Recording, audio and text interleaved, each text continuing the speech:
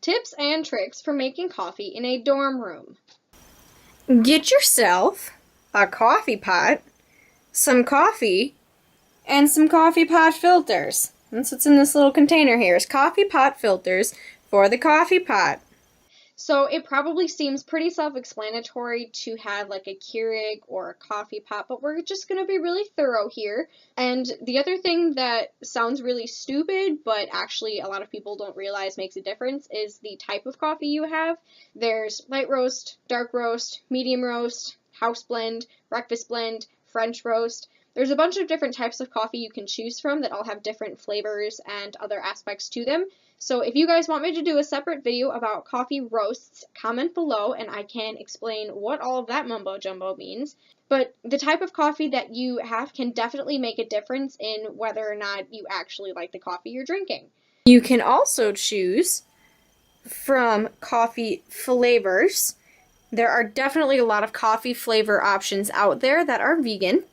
You can also get flavored almond milk or soy milk creamer, or you can just chill with some regular almond milk over there. And then if you really need some extra sugar for that beautiful coffee of yours, you can just grab some stevia in the raw. Another thing that a lot of people don't necessarily realize is that you can buy coffee syrups, like the flavor syrups, for yourself. So Gloria Jeans and Starbucks and Torani and Da Vinci all have really good flavors available for coffee syrups that you can buy and have for your own personal use. So you can add Irish cream or caramel or vanilla or cinnamon or all these different flavors to your coffee with all of these syrups like they would if you would go get a flavored coffee at a coffee shop. Most of them are vegan. Not a lot of them actually have any sort of dairy product in them. The only thing to watch out for is the type of sugar that's in them, because a lot of them, unless they're sugar-free, they still have some sort of sweetener in them. But they're very high in sugar, and some of the sugars that are used in them aren't necessarily vegan, so just watch for that. Another thing that you can do is add like almond milk or soy milk. You also can add almond or soy milk creamers. Now, I think this is something that's newer, that companies are coming out with a little more, because I just recently found them.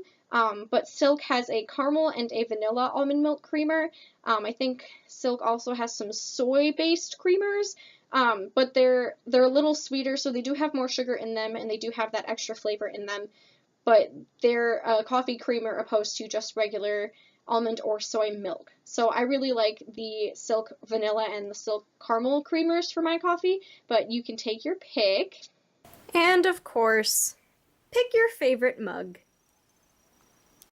If you're looking for lattes and stuff, you can get really small espresso machines and make the espresso and use the steamer wand to steam your milk.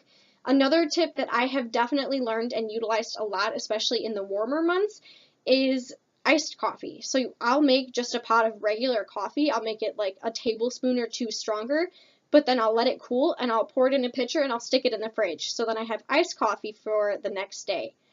So a lot of people will go out and buy coffee at the university coffee shops.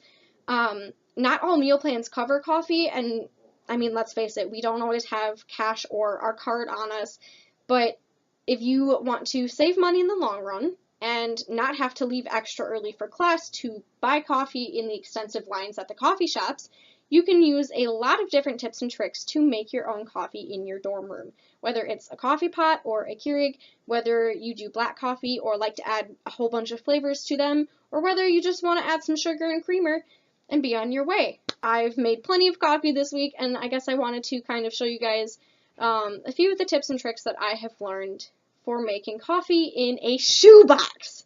If you guys want to know more tips and tricks for coffee in a dorm room, or if you guys want me to show you any of the flavors and combinations that I do for my coffee, or if you want me to do a video for the different types of coffee roasts that I talked about, comment below, like, share, subscribe, and I will see you guys next week, hopefully for a little better of a video on Gypsy Warrior Style. Go explore the world.